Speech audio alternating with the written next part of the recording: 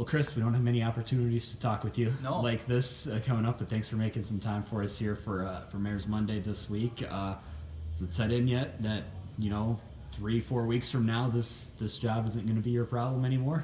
Well, I've never really thought of the job as a problem. I've always enjoyed being mayor, but yeah, it has set in. I'm ready. I made a decision 2 years ago when I ran for election the last time that would be my last term. I had the good fortune and luck to be elected 5 times here in the city of Marshfield and served 10 years as mayor. But after 8 years, which was the longest any mayor had served previously, during my last term, I recognized that that's probably a reason for that. During this last term, I found myself more often than once thinking, we just dealt with that 4 years ago or 5 years ago. And it's probably time for a new set of eyes and a fresh perspective to look at things from the leadership role here in the city of Marshfield. So my time as mayor will come to an end on April 17th when we'll swear in our new mayor, whom we will elect on April 3rd, coming up here in just a couple of weeks. We have 2 candidates in the city of Marshfield. Both are great people.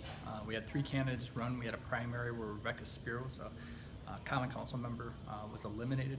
We have one common council member, Tom Witzel, still in the race, as well as a private citizen, private citizen Bob McManus, who's also vying for that seat. We'll find out which one of those 2 gentlemen will be our next mayor coming up on April 3rd. Yeah, and do you see? I mean, obviously, from you coming into this job and still holding down a full-time job at Marshfield Clinic, which is where we're filming today. What are the challenges that this next mayor is going to need to go through? Because I mean, obviously, you stretch yourself thin at one job as it is, and 2 is sometimes can be a headache. Yeah, another really good reason that I'm stepping down as mayor is that 2 years ago, actually, I was actually just before the election. I took a new job in Marshfield. We have a part-time mayor, so our mayors are generally fully employed somewhere else. I took a new job at Marshfield Clinic, which is an amazing opportunity, a great institution to work for, but it's certainly dominating my life, and so something has to go, and so it was time to let somebody else step into the role as mayor. As far as what that next person will really need to work on, there's a never-ending list of things the mayor is involved with. I think the important thing to remember is that the mayor is a leader in the community, and we use that term all the time. They're a leader, but really understanding what it means to be a leader. That doesn't mean being the boss. That doesn't mean micromanaging. It means hiring good people to do the things around you, and we've got great people in city government, our employees already, and making sure they have the resources they need to be able to do their job. The mayor's job is pretty straightforward in the city of Marshfield. You run our common council meetings. You're the head elected official. You sign all official documents on behalf of the city. You attend ribbon cuttings and groundbreakings. But the only real statutory requirement is that you run the council meetings and sign documents on behalf of the city. That's it. Certainly the mayor gets involved in far more than that, but the role can really be as little or as much as the person wants it to be. And I would encourage anybody who's running for public office to always be that fly on the wall first. Look at the lay of the land, learn about how things are done. Don't come in trying to make massive changes at once, because that can sometimes backfire on you from a morale standpoint. The next mayor is also going to have a number of projects to pick up. We've got a transitional shelter here in town that's going to be transitioning to a domestic abuse shelter. There's a request we'll be considering at their next common council meeting for funding to assist with that. And that's likely, I believe, to move forward, and the next mayor will certainly have to be involved with that. Roads, you're going to talk to mayors across central Wisconsin. None of them are going to not mention roads. Roads continue to be a challenge for every community, not just in Wisconsin, across the country, which is why there's so much discussion about a federal infrastructure bill. That continues to be a challenge for us here in Marshfield, especially this time of year. Roads seem to get really bad in February, March as the frost starts to move under the road and pieces of concrete pop up here and there. And I hear people. I understand their complaints, because usually I'm the one that's swearing under my breath in my car as I hit those potholes too. There's just a lot of infrastructure needs throughout the country, and that's an area that the next mayor will obviously have to focus on, and that's true in any community. Absolutely, and you're also finding a new home for the city of Marshfield, so to speak, as well. You've got a new city hall project that's kind of one of the last things that you've signed off on here, I'm sure, and it's just going to get started here in the next couple of weeks. Yeah, actually, it's one of those projects I won't see to the very end, but I've seen it through all the parts that really were important, and that is the acquisition of a new building for City Hall and the process to go through for selling our current City Hall. We do now own Ford Financial Bank on the corner of 6th and Chestnut here in Marshfield, right across the street from the current City Hall. And we are currently in the process of contracting with a builder who's going to go in and make the building function for us as a city hall. That's going to happen over the summer with a planned move-in date for city services around Labor Day. And at which point then we would start working towards transitioning the ownership of the current city hall to the developer who will be taking that over. That's still being worked through, but I do expect that there'll be some announcements regarding that here in the next month or two. Yeah, you really don't get to see, you carried the water for that project. You don't get to see it all the way through. But and again, I ask this question a lot of city officials. If you have it your way, which of course you don't, what would you like to see go into that old city hall space and downtown? And what would you like to see it used for? Honestly, I'd like to see it be used in any positive way. What's most likely is probably commercial rental space, office space. It's kind of lends itself well to a commercial office building. That wouldn't necessarily be one business. That could be multiple businesses, small businesses, all using office space. The area that the Common Council has been very focused on, and I absolutely support, is turning into residential housing. Residential housing that's really geared towards younger families.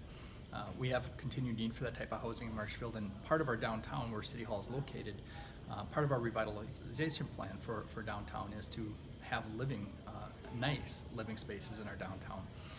And so, where the developer takes that is largely on them. The Common Council and the developer are working through that right now.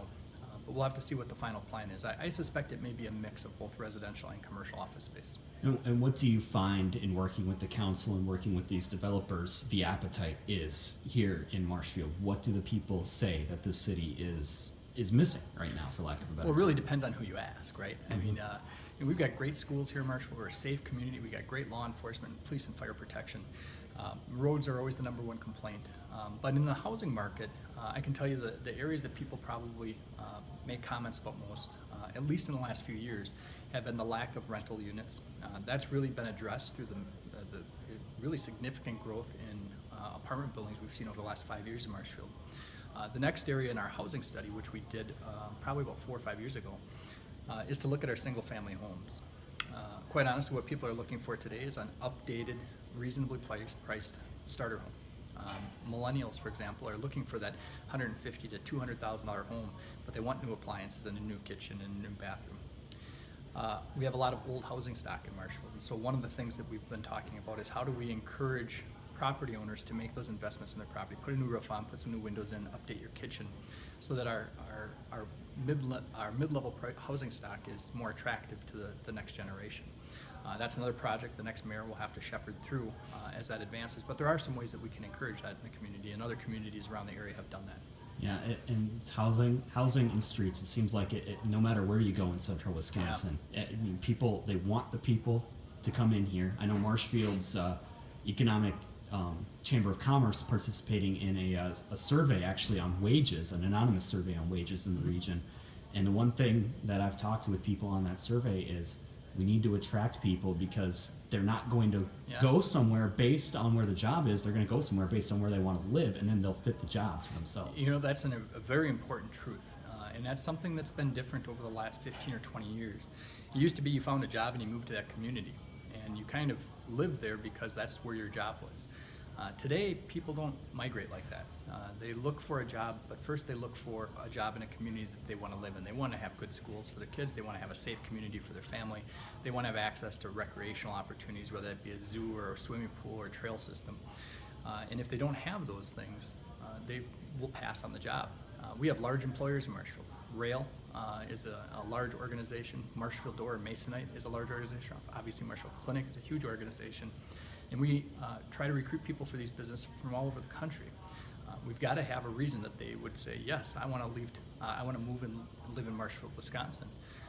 One of the things I always joke that we do is never bring them here for an interview in January. But other than that, I mean, we do have to have the resources here to support what people need. I'll often point to Microsoft, which is located in Redmond, Washington. Mm-hmm. And you may think, well, why Redmond, Washington? And that's a good question. It's because it had the quality of life that Microsoft recognized their employees would want and would help them attract the quality employees they were looking for. And that's why they're located where they are. Now, we're not going to attract Microsoft to Marshfield necessarily, but we can apply the same philosophy here. Mm-hmm. We want to provide the services and the features in our community that help our employers attract the quality applicants they want. And last question here. I'm going to, of course, save the last question because I don't want you to get emotional at the start of the interview. Look back now, 10 years as mayor and the honor of getting to serve the city in this capacity. biggest accomplishment and the thing that you're going to miss most about the job and serving the people of this town? Absolutely. It's the same answer for both. It's people. Biggest challenge when I came in was our common council. I could certainly say it was our debt or our budgets or our roads. Honestly, the biggest challenge I had when I became mayor 10 years ago was a common council that was kind of deadlock split all the time. There were different groups and they didn't play well together. One of the things I did as mayor was work tirelessly really behind the scenes with those council members, trying to figure out how we could move things forward. If I know one person is dead set against something just because person B brought it up, well then how can we get around that? How can we improve that? In the first 2 years we saw some improvement, and that was honestly one of my proudest accomplishments, is that we were able to get a common council together that worked together, that respected their differences, that argued, and you may not think that we respect differences when you see us arguing, but nobody was afraid to go to their car because somebody was going to punch them as they came out the door. I mean, we really got beyond the personal nature of these debates and made them professional. There's certainly a lot of other things in 10 years that I'm very proud of, none of which I can take credit for as mayor. They're all team efforts. Many of them are put in place, and they're started by former mayors. We built a brand new fire station in 2009, a year after I was elected. That project was really chaperoned by former Mayor Mike Myers as he was on outgoing mayor. I had the benefit of doing the groundbreaking because I was newly elected. However, the Marshfield Public Library was also another major project we accomplished just a few years ago. And that was unique because it was a very expensive $9 million total project that we were able to fundraise over half the money for through donations in the community. The Everett Rail Marshfield Public Library is open today, and the Marshfield Community Center is also open on 2nd Street, which is the old library. And that's a facility that I think has got a lot of promise for our community moving forward. So those projects I'm certainly very proud of. But overall, I would say I'm absolutely most proud of the fact that we have a common council that functions and functions well, and I hope that's something the next mayor is able to continue. Anything else you'd like to add before we let you go? I think it's important that, this is my hometown. Marshfield is where I was born. I work in the facility I was born in, and I joke I'm probably working across the street from where I'll be buried at the cemetery across the street. It's been an incredible honor to be mayor of my hometown for a decade.